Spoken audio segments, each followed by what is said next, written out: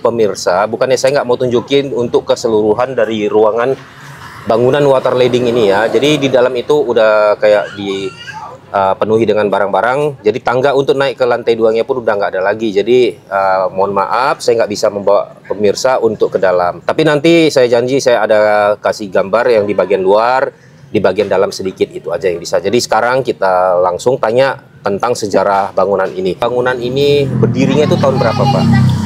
1901. Bapak Arijon sendiri masuk ke daerah ini tahun berapa perkiraannya, Pak? Tahun 89. Bangunan water leading ini sebenarnya dibangun untuk apa gitu fungsinya, Pak?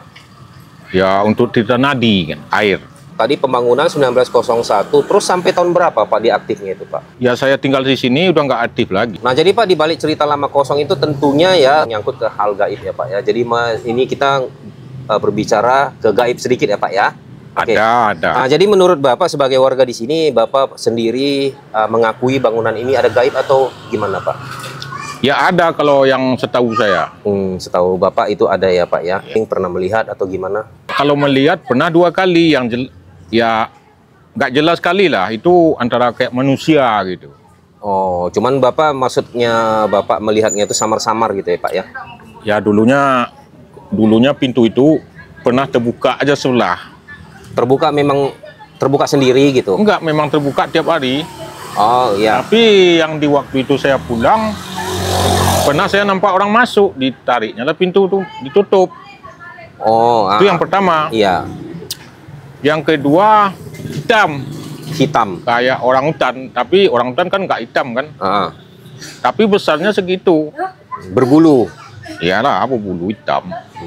Itu antara jelas antara, tapi yang jelasnya kayak itu. Gitu ya. Yang ketiga, sering malam bunyi-bunyi bergendang. Teng-tong, gentong gitu. Cerita bergendang ini Pak, musiknya itu musik asal pukul gitu ya? Bukan musik tradisional, bukan ada iramanya, bukan. Iya, berarti maksud saya asal pukul gitu ya, Pak ya? Kayak kita mukul bambu gitu, bambu yang kita potong, itulah suara teng-tong. Tanpa ada irama musik ya, Pak ya? Enggak. Jadi untuk saat ini Bapak masih ada mendengar suara kayak begitu? Kalau yang saya dengar gitu, kalau untuk 10 tahun ini udah nggak pernah. Dulunya tempat ini bersih. Di dalamnya ya? Ya, ada tangganya. Jadi mungkin lama-lama udah lapuk, ya runtuh sendiri gitu. Banyak nggak orang-orang yang dari luar yang ceritanya katanya mau uji nyali kemarin? Dulunya kan banyak tawon di atas.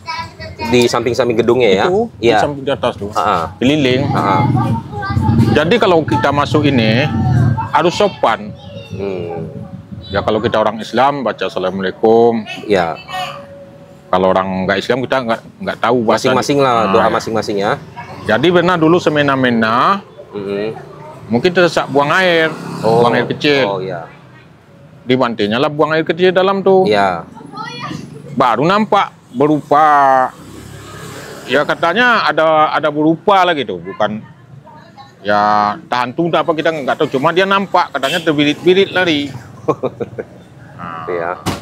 Jadi kalau masuk ke sini jangan semena-mena. Kadang ini juga orang-orang agak jauh dari sini lah, kalau dia lewat jam 1 malam, jam 12 malam, katanya pernah orang duduk situ. Di depan pintu? Nggak, di pokok kayu itu. Ya. Cuma namanya kita udah lama sini, yang kayak gitu kita nggak pernah nampak. Gitu ya. Ya. Tapi kalau yang kayak kita ceritakan tadi itu pernah nggak bohong. Menyeramkan memang bagi orang nggak kenal. Tapi kalau kita udah sini udah biasa aja gitu. Kalau misalkan dia dibiarkan kosong itu sampai berlarut-larut lamanya gitu, udah pasti itu akan menjadi sebuah cerita gaib gitu ya. Jadi kalau kita masuk ke daerah lain ataupun ke tempat lain, itu minta izin itu adalah hal yang sangat wajar untuk saling menghormati. Tapi saya juga mau sampaikan juga ya, jika berkunjung ke satu tempat lain itu tolong kalau bisa ya diutarakan itu sejujur-jujurnya gitulah ya. Jangan sampai misalkan di tempat itu nggak ada apa-apa kita bilang ada gitu, itu termasuk bohong. Ya boleh kita katakan begitulah Pak ya. Yang Bapak ingat itu tahun berapa itu Pak yang datang katanya uji nyali itu Pak? Tahun 2008 gitu. Katanya dia dengar suara. Dengar suara gitu, tapi nggak nampak. Oh gitu ya, nggak nampak ya. Nah itulah pemirsa, menurut yang pernah uji nyali di sini katanya mereka mendengarkan suara namun tidak ada penampakan visual gitu ya. Saya naik ada 5 kali. 5 kali ya Pak ya. Jadi suasana di atas itu gimana Pak? Berhubung kita nggak bisa naik lagi sekarang. Kalau suasana di atas tuh karena saya naik siang, memang agak lain. Lainnya gimana Pak itu? Kayaknya lain lah dari kita di tempat biasa tuh. Kayak ada yang apain kita gitu. Gimana kita bilang tuh ya? Kayak ada yang membebanin. Jadi perasaan Bapak waktu naik masuk ke dalam ruangan ini terus naik ke lantai 2-nya itu Iyalah kayak sampai ke atas lah. jadi perasaan Bapak waktu pertama kali mau masuk itu perasaan Bapak apakah memang udah ada perasaan takut duluan gitu Pak? Nggak ada, cuma saya itu kepingin ke atas tuh gitu. Kebetulan ada tawon. Oh Bapak pengen ngambil madu gitu? Ya tapi karena saya sampai di atas tuh rupanya jauh, di atas tuh jauh tuh. Kalau kita tengok di sini kan dekat aja itu kan. Iya, tahunnya. Tapi kalau kita tengok di atas jauh gitu. Jadi nggak bisa kita gapai itu bisa ya? pakai tangan diambil. Dulu saya nyimpan alat-alat ini ke dalam jam-jam 9 malam atau jam 10. Memang lain, berat badan tuh di dalam. Kayaknya kalau bisa kita jangan masuk lagi tuh. Tapi karena nyimpan barang, keadaan terpaksa gitu. Kayak ada rasa takut gitu. Gitu ya. Sedangkan kita udah bertetangga gitu.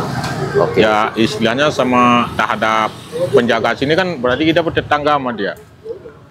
Mungkin dia nggak mengganggu, tapi namanya kita manusia itu kan ada rasa takut, seram gitu. Udah pasti intinya kemanapun kita pergi sopan santun aja Pak ya. Ya itu yang utama. Itu aja sih pemirsa. Jadi kenapa kita bisa merinding ya pemirsa ya?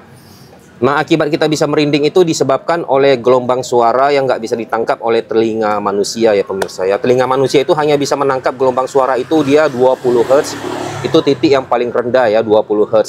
Nah jadi dia kalau udah di bawah 20 Hz suara itu tidak berupa suara lagi. Itu menjadi getaran lah itu pemirsa ya. Nah getaran itulah yang menimbulkan efek kita merinding di satu lokasi. Nah itu yang sering dikatakan merinding akibat adanya kehadiran makhluk gaib. Sebenarnya kalau kita keilmiahnya, merinding itu diakibatkan oleh getaran suara yang sangat kecil di bawah 20 Hz yang nggak bisa ditangkap oleh telinga kita.